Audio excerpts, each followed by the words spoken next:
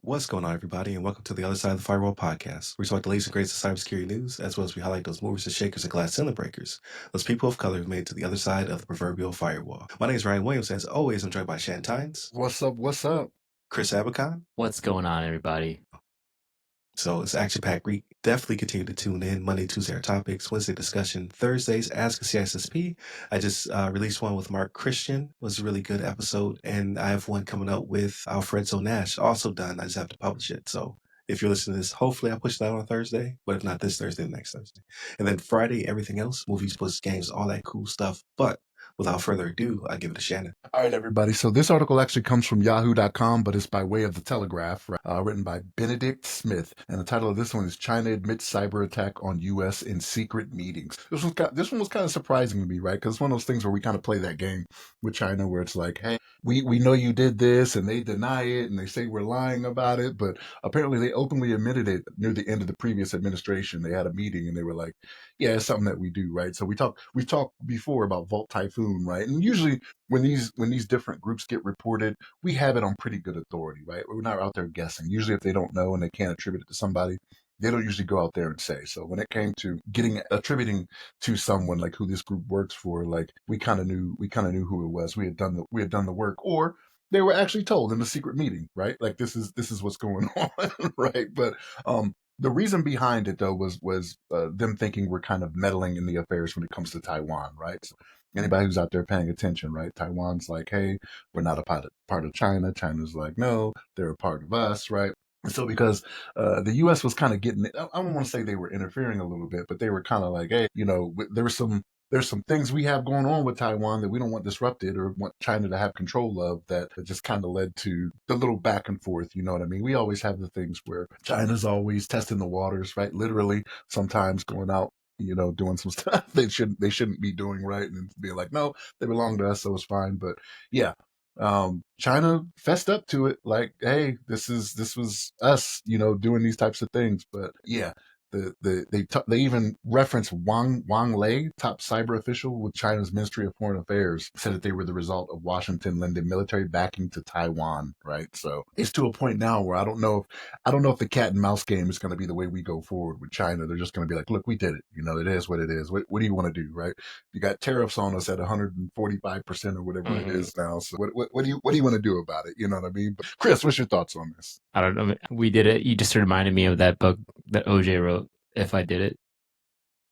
This is how I would do it. This is if we did it. If I were an advanced persistent threat, this is what I would do, guys. I'm just kidding. But really, my thoughts are, I think this is a great reminder for, the audience is that advanced persistent threats exist, right?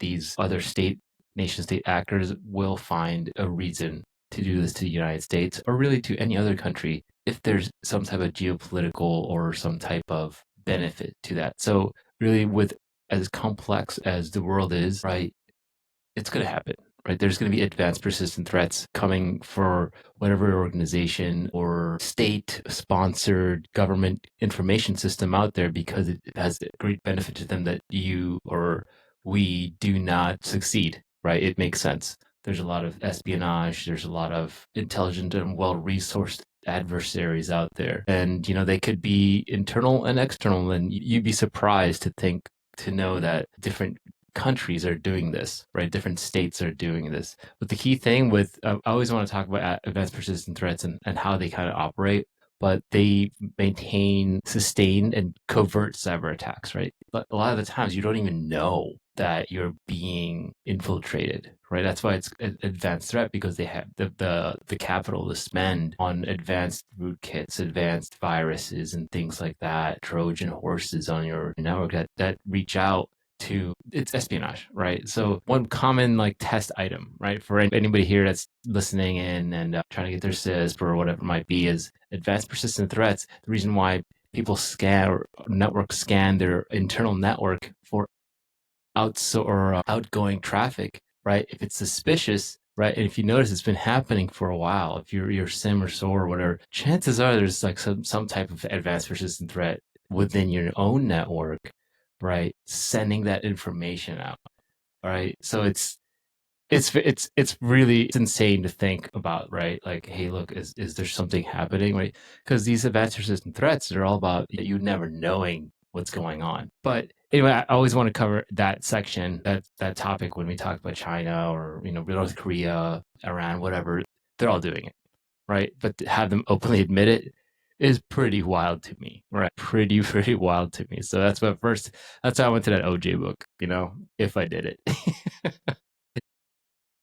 It puts me on edge only because typically, like, so I was trying to look it up when I shared the article, right? Like, just the attribution of other nations and doing espionage and covert stuff and what have you.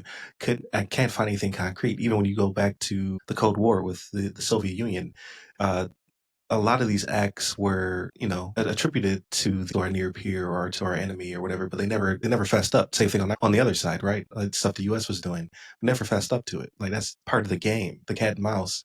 China's just like, yeah, it was me. So I was like, oh, I don't like that. Like, because again, I think it is them saying like we have, control, we have power, and we can do nefarious things. But when said things happen, let's say for whatever reason, infrastructure goes down, or hospitals have issues, or power grids are affected, or water treatment plants, etc., that impacts people. What if somebody dies? Right? That's humongous. Like that's akin to an act of war, and for them to already have lined it up to say like, if this goes down, it was me.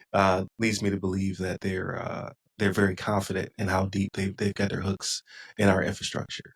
Obviously, you would hope that there would be a purge of said footholds and things of that nature. A lot of our departments that are in charge of this to get the word out, to help small businesses, corporate entities fix it, are overworked and have been shrunk. So we're not exactly in the best posture to fix this situation. So that bothers me.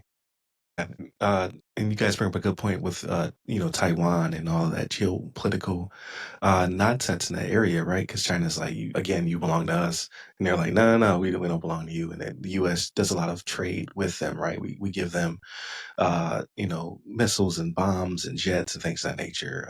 But what's really important to pretty much the world are the TSMC plants, right? Where all of the semi chips, like I'm hankering over here for the Switch 2. Guess where it's going to be made, right? The semiconductor is going to come from Taiwan, most unlikely. So like they have a lot of bargaining chips on their side, and I don't think we have as many. So that does make me nervous about the situation.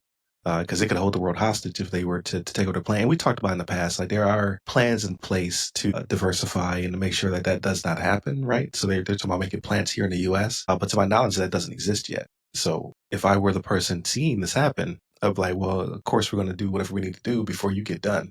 Because we need that bargaining chip, right? That's a big one to be able to hold the world hostage in that way. So I don't believe it to be posturing. Like, for my opinion, it's a threat, not even a veiled threat. It's like you keep messing up. You keep messing around over here. We're gonna wreak havoc on you. So I don't like it. I'm not a fan. So hopefully we are doing something behind the scenes to get them out of here, so we can stay protected. That I say that as I just bought a TV from China, so I'm letting them in. Hey man, so I was joking around, like everything on your desk right now is probably Chinese made. Your Yeah, mouse, your keyboard, your laptops, your monitors, your webcam, your mic. I don't know if this mic is, yeah, a yeah, lot no, of it no is. doubt. Like this camera that's following me around, if you're watching the video, Shenzhen, China. That's not even just the manufacturing plant. That's headquarters. Who made this camera? I'm just like, ugh. So they do definitely have a bargaining chip on their side. They make everything. Everyone's dependent upon them. Obviously, all the drivers are coming from over there. The things that you're using to protect your home probably made in China. So, with that being said, thank you for tuning in. Again, action packed week because everybody's going to be here this week. So Monday, Tuesday are topics. Wednesday discussion. Thursdays Ask CISSP. Again, I had one with Mark Christian. Really good interview. Air Force veteran, proudly neurodivergent. Very good conversation. And then I have one coming up with Alfredo Nash, again, already recorded. I just have to get the thumbnail and everything ready to push it out. Then Friday's everything else, movies, quiz, games, all that cool stuff. Hit up all the websites that go by our name, The Other Side of the Firewall, The Other Side of the FW, or Ask CISSP. Hit me up personally. I'm at RyRy Security Guy. That's RYRY Security Guy. You can find me everywhere, but LinkedIn is where I will respond to you. And where can I find you, Chris? You can find me on LinkedIn under my name, Chris Abacon, last name spelled A Bacon. There it is. Stay safe. Stay secure.